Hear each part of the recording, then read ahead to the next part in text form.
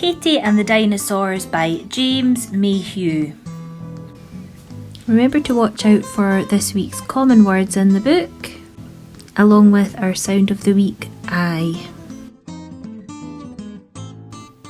Come and look, Grandma. Come and see the dinosaurs, said Katie. Katie loved the Natural History Museum and she wanted to show her grandma everything. They're just a load of old bones, said Grandma. Well, you're really old, said Katie. There must have been dinosaurs when you were little. I'm not that old, snorted Grandma, looking for somewhere to sit down. They found a seat next to the skeleton of a very fierce-looking dinosaur. Why don't you go and look at your horrible dinosaurs while I have 40 winks, said Grandma. They're not horrible, sniffed Katie, but I do wish they weren't just skeletons. And she skipped off on her own, taking her picnic lunch with her, just in case she got hungry. Katie saw all sorts of dinosaurs. Some had spikes, others had horns, or wings, or long, long tails. She closed her eyes and tried to imagine they were alive. She thought they must have been very frightening with their sharp teeth and claws.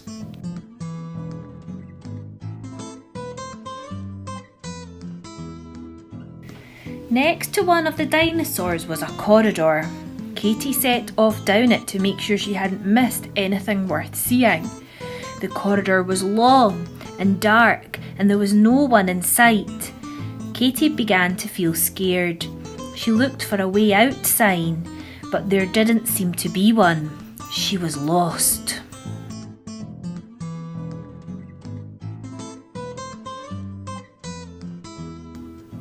Now what do I do? Said Katie crossly. She came to a big door with a notice on it that said, absolutely no admittance whatsoever. I'll just take a quick look, said Katie, and she opened the door and stepped through. The door led outside and there in front of her was a dinosaur. It was no bigger than Katie, but it was a real live one. Hello, said Katie. Who are you? Hadrosaurus, said the dinosaur. Who are you? I'm Katie, said Katie, and I think I'm lost. I'm lost too, said Hadrosaurus. I was chased by a Tyrannosaurus Rex. Isn't that the really fierce dinosaur? Asked Katie. That's right, said Hadrosaurus. Now I don't know how to get home. Don't worry, said Katie. I'll be able to see where we are from the top of this hill. She clambered up a steep slope. This isn't a hill, said Hadrosaurus, scrambling up behind her.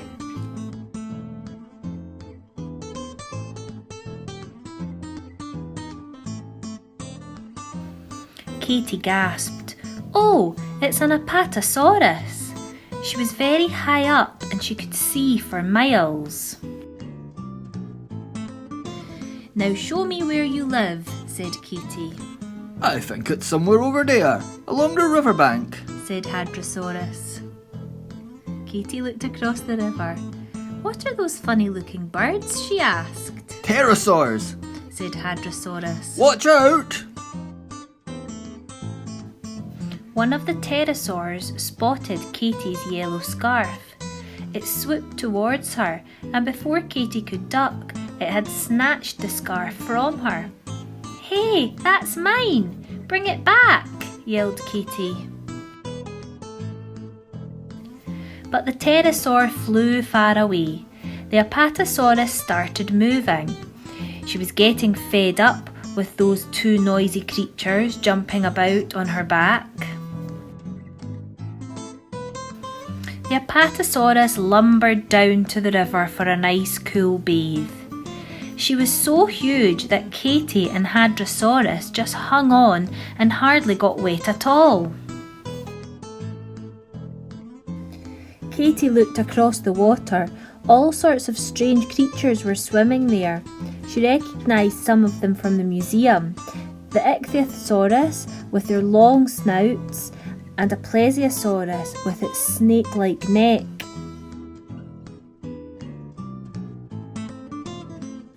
Before long, the Apatosaurus reached the edge of the water. "Let's go," said Katie, followed by Hadrosaurus. She slid all the way down to the tip of the Apatosaurus's tail, and they landed in a giggling heap on the ground. "Which way now?" said Katie. Into the jungle, said Hadrosaurus.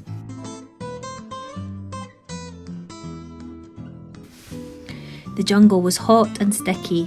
Through the trees, Katie could see a herd of enormous dinosaurs. "What on earth are those?" asked Katie. "I don't like the look of them," only stegosaurs. said Hadrosaurus. They won't hurt us. "Are you sure?" said Katie, as one stegosaur licked his lips. Oh yes, they only eat plants, said Hadrosaurus. So Katie gave them some grass, and then they went on through the jungle.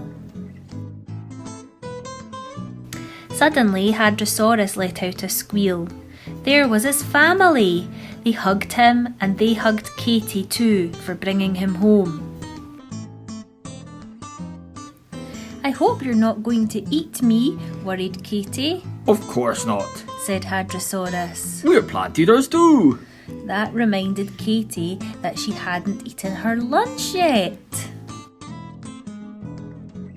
She was feeling quite hungry by now, but she politely shared her cucumber sandwiches and chocolate biscuits. She saved her meat pie for later. Plant-eating dinosaurs from far and wide picked up the smell of Katie's sandwiches and padded across the rocks towards her. There was a spiky Styracosaurus and a Triceratops with his horns, the Iguanodon with his sharp thumbs, and all kinds of ankylosaurs. The dinosaurs shook some strange-looking fruits out of the trees, and they all ate until they were full. It was the best picnic Katie had ever had. Suddenly, another dinosaur crashed out of the jungle. It was Tyrannosaurus Rex! He grunted and growled and ground his teeth and swished his tail and stamped his scaly feet. He was hungry. He didn't want cucumber sandwiches or chocolate biscuits. He wanted meat. He wanted Katie. Quick, run for your life, said Hadrosaurus. Tyrannosaurus Rex thundered after Katie and the dinosaurs as they ran through the jungle towards the river. Katie was out of breath, but she kept on running.